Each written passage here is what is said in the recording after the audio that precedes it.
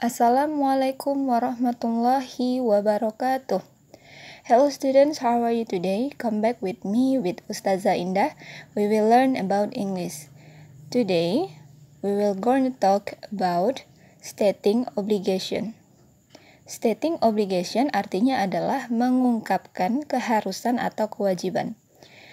But before we start our lesson, it's better to start with basmalah. Bismillahirrahmanirrahim. Nah, students, look at this picture. Nah, anak-anak ustazah perhatikan gambar-gambar berikut ini. Have you ever seen this picture?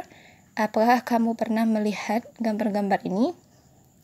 Nah, ini adalah yang disebut sign atau tanda-tanda.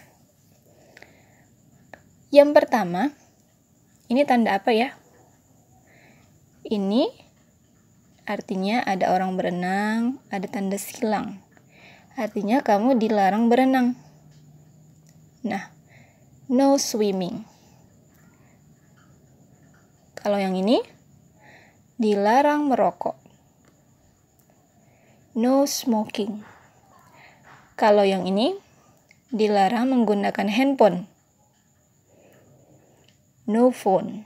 Nah, biasanya kamu temukan tanda ini di dalam ruangan kelas atau pada saat kamu sedang ujian. Nah, yang ini kamu dilarang makan dan minum. No food and drink. Yang ini dilarang parkir. No parking. Yang biasanya dapat kamu temukan di jalan-jalan. Sedangkan yang berikut ini, keep off the grass, artinya kamu dilarang menginjak rumput. Ya, biasanya kamu dapat temukan di taman-taman. Nah, kalimat-kalimat ini akan kita buat ke dalam bahasa Inggris, ya. Tentunya menggunakan yang namanya kata kerja bantu atau modal verbs. Modal verbs apa itu yang kita gunakan? Ya, adalah modal verbs must dan have to. Must dan have to. Yang kedua-duanya artinya adalah harus atau wajib. Tapi ada sedikit perbedaan. Kalau must ini digunakan untuk tugas-tugas pribadi. Contohnya, kamu harus laundry atau mencuci baju setiap hari. Itu adalah tugas pribadi kamu. Kamu harus membersihkan toilet. Kamu harus olahraga secara rutin. Ini adalah personal duties atau tugas-tugas pribadi. Sedangkan have to biasanya dipakai pada saat obligation to help others. Kewajiban untuk menolong orang lain. Contoh, kamu harus memberi makan anjing itu. Kamu harus belanja setiap bulan. Atau kamu harus membersihkan mobil. Oke. Obligation to help others. Kewajiban untuk menolong orang lain. Sedangkan mustn't ini bentuk negatif dari must. Mustn't merupakan singkatan dari must not. Must not disingkat mustn't. Kalau must artinya harus atau wajib, mustn't artinya tidak harus atau wajib. Enggak ya. Mustn't artinya dilarang. Prohibited. Larangan. Oke, larangan. Dilarang mengambil foto. Dilarang merokok. Dilarang membawa makanan. Ya, mustn't artinya larangan. Kamu dilarang merokok di area ini. You mustn't smoke in this area. Bentuk negatif dari have to, don't have to. Don't have to, yang artinya tidak harus. Ketidakharusan. Not necessary. Kamu tidak harus keluar hari ini. Itu artinya karena panas. Kamu tidak harus sekolah hari ini. Karena mungkin kamu sakit. You don't have to go to school today. Ya, saya harap kamu mengerti. I hope you can understand. Nah, sekarang perhatikan kalimat berikut ini. She must be in bed because she has the flu. Dia harus istirahat karena dia terkena flu.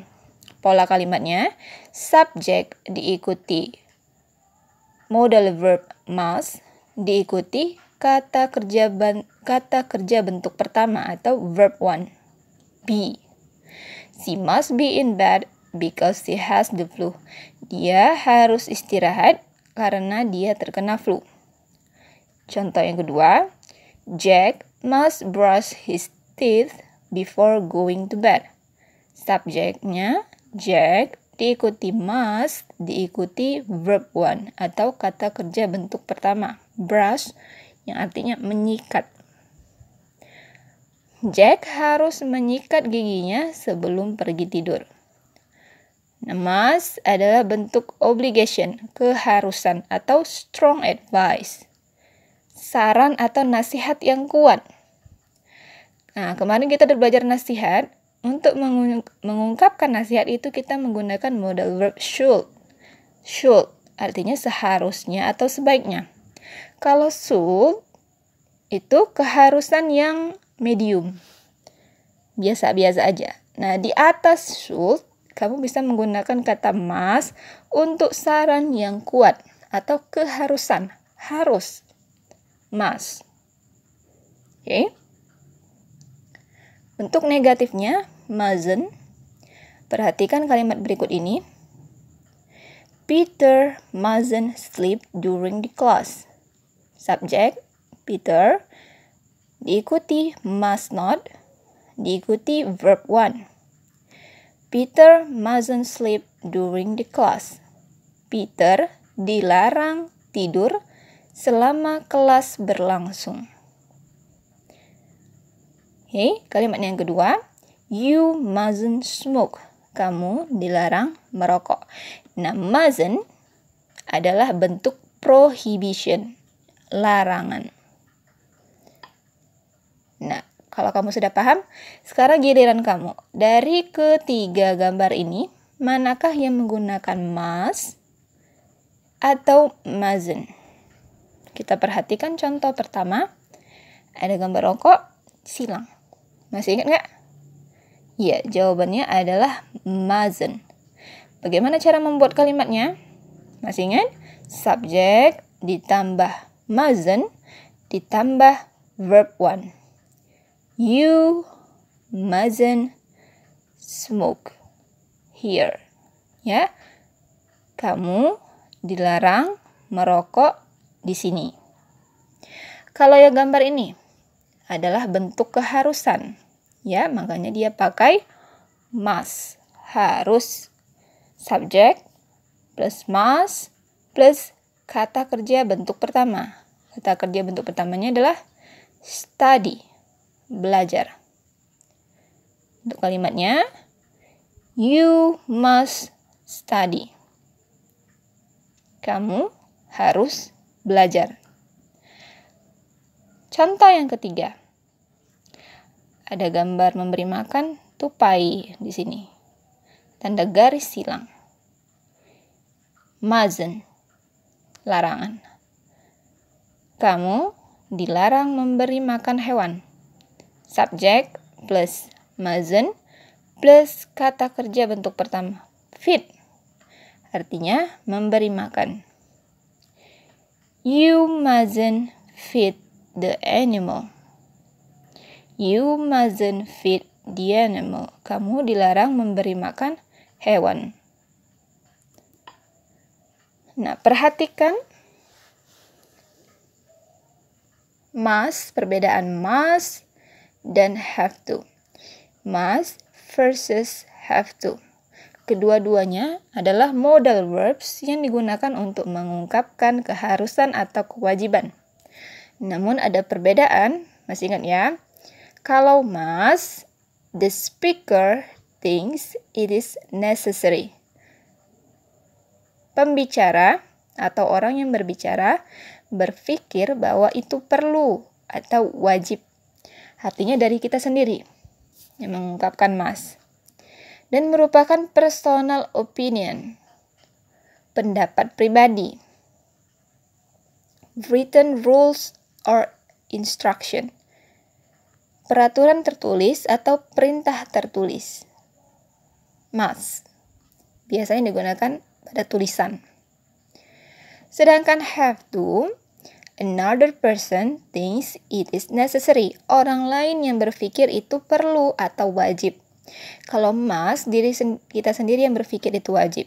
Sedangkan have to, orang lain yang berpikir itu wajib. External obligation, kewajiban yang berasal dari luar, bukan dari kita sendiri, dari luar. Ya, facts, fakta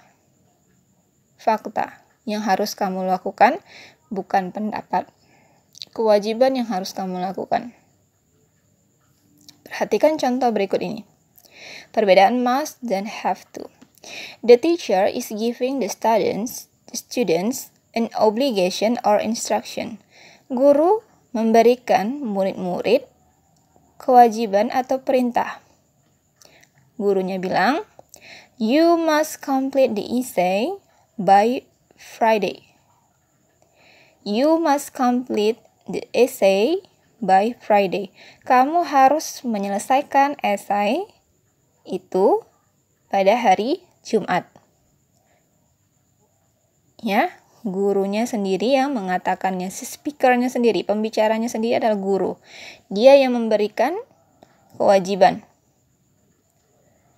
Nah, sedangkan have to, students, merupakan kewajiban umum, semua orang tahu. Ya, berasal dari luar. Teacher yang bilang. Ya, tengok. We have to complete the essay by Friday. Kita wajib menyelesaikan esai pada hari Jumat. The teacher has given us the obligation or instruction. Guru telah memberi kita kewajiban atau tugas atau perintah. Artinya harus wajib. Yang berasal dari orang lain. Another person. Orang lain yang memberikan perintah. Sedangkan must adalah kita sendiri yang memberikan perintah. Oke? Nah, perhatikan lagi. We use had to instead of must in the past tense. Kita menggunakan had to. Had to ini merupakan bentuk past tense dari have to. Have to bentuk past tense-nya adalah had to. Have diganti menjadi had. Had to. Kita menggunakan had to daripada must kalau menggunakannya dalam bentuk past tense atau waktu lampau yang sudah terjadi. Contoh, I had to pay my speeding ticket yesterday. Speeding ticket itu tahu nggak apa? Artinya itu denda batas kecepatan. Jadi kalau di luar negeri, ya di negara-negara barat, ada peraturan kalau kamu melanggar batas kecepatan kamu kena denda. Namanya speeding ticket. I had to pay my speeding ticket yesterday. Saya wajib membayar denda saya kemarin. Keharusan yang berasal dari luar. External obligation. Merupakan fakta. Harus kamu lakukan. Had to. Bentuknya past tense. Karena yesterday, kemarin. Okay? Nah, have to is more common than must in question. Have to lebih banyak digunakan daripada must dalam bentuk pertanyaan. Nah, kalau dalam bentuk pertanyaan, biasanya lebih banyak menggunakan kata have to. When do you have to finish the report? Kapan kamu harus menyelesaikan laporan itu?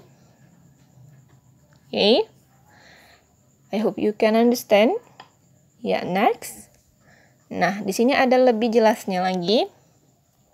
Bentuk present, past, dan future. Ingat, ini kalau must, obligation from the speaker, keharusan yang berasal dari diri sendiri atau pembicara. Sedangkan have to merupakan dari eksternal, orang lain, dari perintah atau kewajiban dari luar. Bentuk present, masa sekarang, I must study harder. Saya harus belajar keras. You don't have to study harder. Kamu tidak perlu belajar keras. Not necessary. Bentuk negatif, don't have to. You mustn't smoke in the building. Prohibited. Larangan. Kamu dilarang merokok di gedung ini. Untuk pas, gunakanlah had to, bukan must. Had to. I had to make such an effort last term. Saya harus melakukan banyak usaha pada waktu kemarin. I didn't have to make an effort last term. Saya tidak harus melakukan banyak usaha pada waktu itu. Bentuk future-nya gampang, tambahkan will. I must study harder. Saya harus belajar keras. Ya, untuk jangka waktu panjang juga di masa depan. I will have to study harder next term. Saya akan harus belajar keras nih kayaknya waktu masa depan atau semester depan. I won't atau I don't have to. Pakai I don't have to bentuk negatif. Saya tidak harus belajar keras semester depan. Berasal dari diri sendiri ya. Ini obligation from the speaker yang kita ngomong. Kalau dia eksternal, berasal dari kewajiban di luar. I have to do a lot of homework. Kamu udah ada dikasih tugas nih sama guru-guru kamu. So, pasti itu adalah kewajiban dari guru-guru kamu, bukan dari kamu sendiri ya kan? I have to do a lot of homework. Saya harus melakukan banyak PR atau saya harus mengerjakan banyak PR. Nah, dan begitu seterusnya. Sama ya, perhatikan saja kalimat berikut ini. Oke.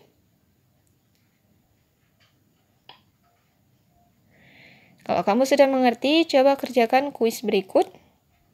Gampang. Must versus mustn't. Untuk tanda ini, kira-kira kalimat yang cocok antara A, B, dan C apa ya? Ustazah kasih tahu. Satu jawaban untuk nomor 1. Kalau stop, kamu harus berhenti pada saat kamu melihat tanda ini. Kalimat yang cocok adalah, ya, jawabannya B. You must stop. Kamu harus berhenti. Dan begitulah kamu kerjakan semuanya. Ya, kamu tinggal pilih antara pilihan A, B, dan C. Okay. Thank you, students. I hope you can understand what I teach you today. Thank you and see you next week at the same time. Wassalamualaikum warahmatullahi wabarakatuh.